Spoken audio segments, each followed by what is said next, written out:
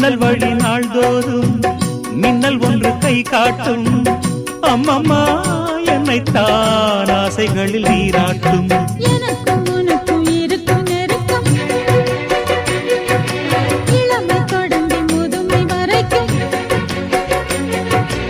இரவும் பகலும் உறவை வளர்க்கும், இடையில் இருக்கும் தடையை தகர்க்கும். விலகாத